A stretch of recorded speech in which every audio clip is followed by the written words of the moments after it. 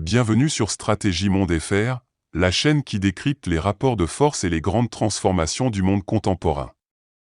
Aujourd'hui, nous plongeons au cœur d'une crise qui secoue à la fois Paris et Alger, une crise née d'un homme, Bruno Retailleau, l'ex-ministre de l'Intérieur français, devenu le symbole d'une dérive politique, diplomatique et morale. Mais derrière cette figure, se joue un affrontement bien plus vaste, celui d'une France en perte de repères face à une Algérie affirmant sa souveraineté et son indépendance stratégique. Alors, comment la France en est-elle arrivée à cette impasse politique? Quel rôle exact a joué Retailleau? Et comment l'Algérie, loin du tumulte européen, trace aujourd'hui sa propre voie économique, militaire et financière? C'est ce que nous allons analyser, en profondeur. 1. La crise politique française, une chute annoncée Paris, 5 octobre 2025. La scène politique française explose une fois de plus. Le Premier ministre Sébastien Lecornu annonce sa démission, à peine quelques semaines après sa nomination. Une décision brutale, inattendue pour le grand public mais prévisible pour ceux qui observent les luttes internes de la droite française. Au centre du cyclone, Bruno Retailleau. Ancien ministre de l'Intérieur, figure montante du camp conservateur, il a méthodiquement provoqué une instabilité politique qui secoue désormais tout l'appareil d'État. Sa stratégie? Faire tomber le gouvernement pour se présenter, en 2027, comme l'homme du renouveau autoritaire, celui qui incarne la droite dure, la rupture et la fermeté. Mais à quel prix? 2. Le tweet qui a fait basculer la France. Tout commence par un simple message publié sur X, ex-Twitter. Dimanche soir, Retailleau critique la nouvelle composition du gouvernement, affirmant qu'elle ne reflète pas la rupture promise. Quelques heures plus tard, il convoque un comité stratégique des Républicains. Ce geste, anodin en apparence, déclenche une réaction en chaîne, tensions internes, démission, affrontements médiatiques. Et dès le lendemain matin, Lecornu jette l'éponge. Une crise éclair, née d'un calcul froid. Retailleau savait que cette déstabilisation renforcerait son image d'homme fort, celui qui ose défier le système, quitte à mettre en péril la stabilité du pays. Mais ce que peu ont compris, c'est que son obsession ne s'arrête pas à la politique intérieure. 3.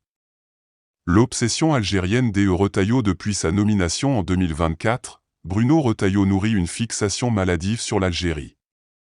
Dans ses discours, dans ses interviews, dans ses tweets, l'Algérie revient sans cesse comme un thème électoral, un symbole de sa prétendue fermeté. Sous prétexte de défendre les intérêts français, il a multiplié les attaques verbales contre Alger, sapant les efforts de rapprochement menés par le Quai d'Orsay. Le tournant majeur survient en avril 2025, lorsqu'un agent consulaire algérien est arrêté en France sous sa supervision directe. L'incident provoque une crise diplomatique immédiate. Le président Abdelmadjid Tebboune dénonce alors publiquement les manœuvres douteuses du ministre français. Résultat, les relations franco-algériennes, déjà fragiles, tombent à leur plus bas niveau depuis des années. 4. La stratégie politique derrière le chaos. Mais pourquoi tant d'acharnement contre Alger? Parce que, pour Retailleau, l'Algérie est un levier politique. En attisant les tensions, il cherche à séduire l'électorat le plus dur de la droite française, celui qui rêve d'un discours identitaire, nationaliste et sans compromis. Cette instrumentalisation du dossier algérien s'inscrit dans une logique de campagne anticipée, faire du rapport de force un argument électoral. Le problème? Cette stratégie, si elle peut rapporter des points dans les sondages, a isolé la France sur la scène internationale. Et aujourd'hui, Paris paye le prix fort, une crise politique interne, une diplomatie paralysée et une réputation ternie dans tout le Maghreb. 5. La réaction algérienne, calme, fermeté et stratégie. Pendant que Paris s'enfonce dans la discorde, Alger avance, lentement mais sûrement.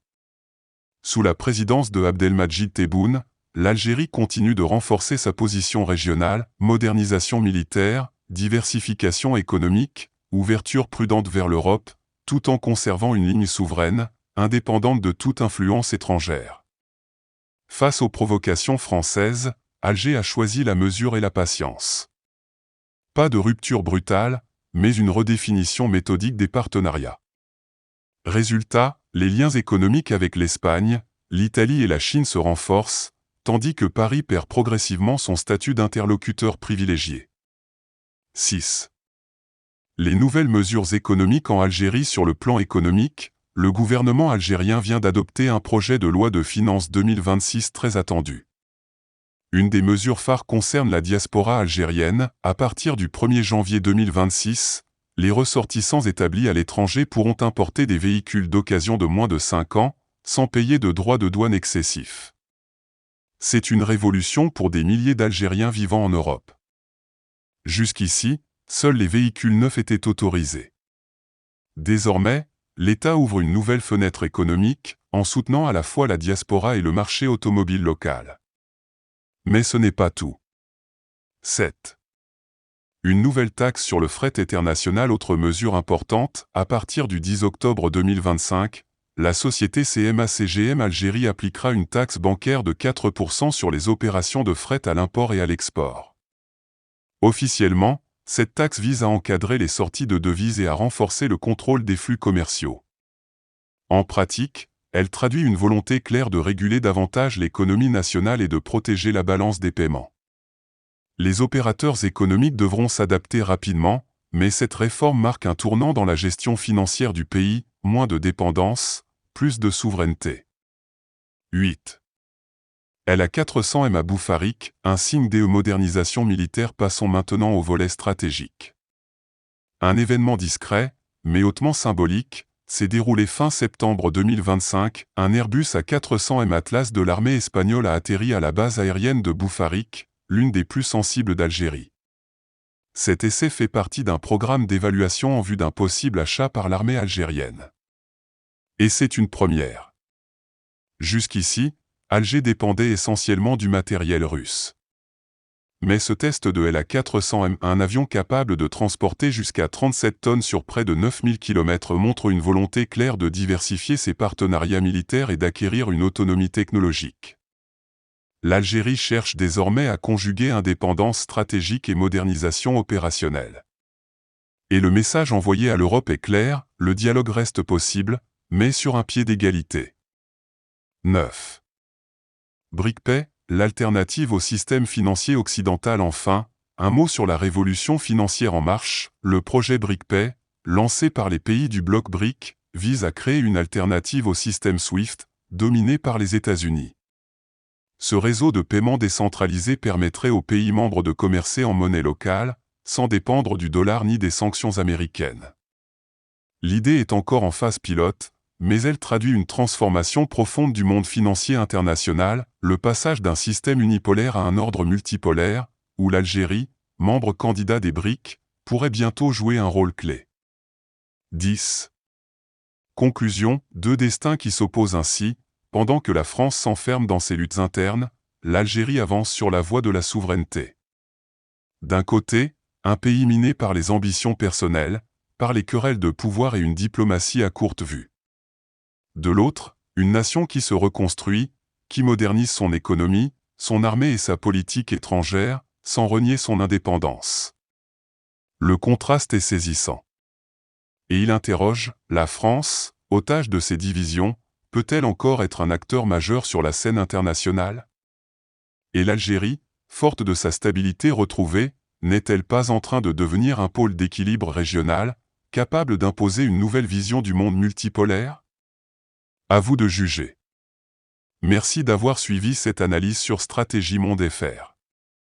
Si ce décryptage vous a plu, n'oubliez pas de liker, commenter et vous abonner pour soutenir le contenu indépendant et géopolitique francophone. À très bientôt pour un nouveau décryptage du monde avec clarté, profondeur et sans filtre.